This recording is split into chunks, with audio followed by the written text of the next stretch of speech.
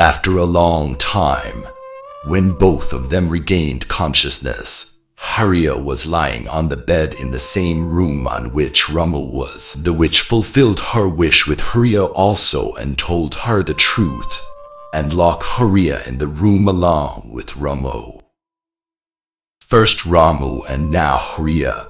The villagers were unable to understand what was happening and where the villagers were disappearing. There was silence in the entire village, when suddenly the chief woke up and went towards the fields.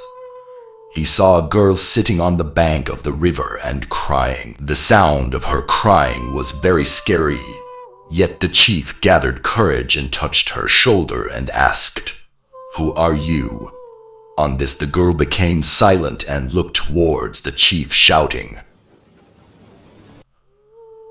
Her long black hair started waving in the wind, and she also flew in the wind and stood in the chief fields. Seeing his monstrous form, the chief started trembling with fear.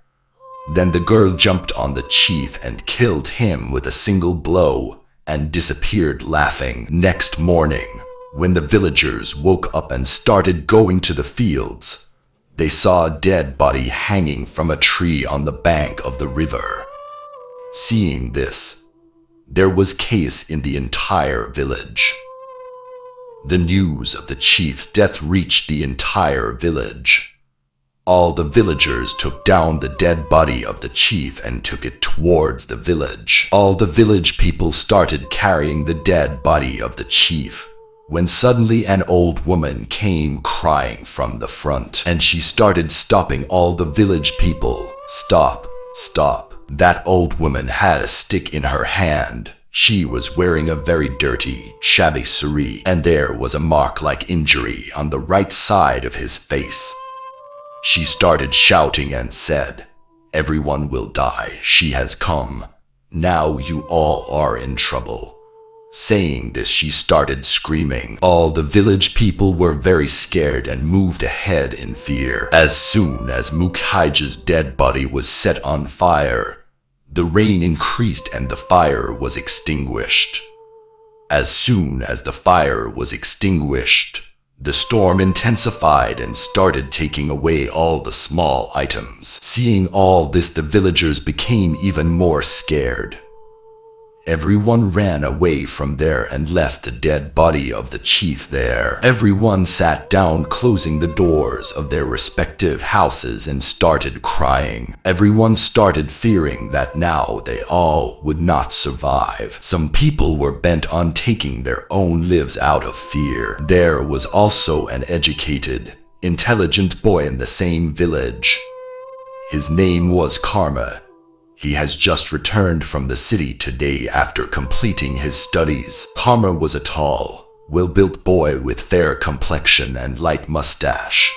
He is the son of Karna. Karna is very happy today, because after a long time his son will come to his house, and the people of the village had also forgotten everything, even if for a little bit. Karna was distributing sweets throughout the village. When Karma came running and touched his father's feet, everyone gathered and started talking to Karma. In this crowd, Karma's eyes fell on Kirti, a very beautiful girl. She is the daughter of the head of that village. Only a few days had passed since his father passed away. That's why she was a little silent. Karma thinks something after looking at him, then looks away and goes home with his father. One day Karma went to the river bank to improve his mood. Saw Kirti there again. He ran towards him and sat down. Kirti looked at Karma with her blue eyes and asked him, "Hey, you are Karna Keka's son, right?" On this, Karma nodded yes. Karma went to Kirti and pulled her towards himself, holding her by the waist. Kirti also liked Karma. That's why she didn't say anything. Karma understood from Kirti's action that she will not stop me. Then he himself left Kirti and stood up. Then he said, "I'll meet you here at night." Kirti nodded yes and went away from there shyly. Karma also stroked his hair and walked away smiling. By evening, everyone went to their homes and no one came out of the room. Karma found all this very normal and he went to the river to meet Kurti. Kurti was already waiting for him there. Karma looked at Kurti and said, "Oh wow, you turned out to be very smart." Kurti did not answer this and sat down. Karma also sat next to him. Kurti herself placed Karma's hand on her waist and started kissing his lips. After some time, Kurti separated from him and both of them wore their respective clothes. Kurti immediately got up and went towards the village.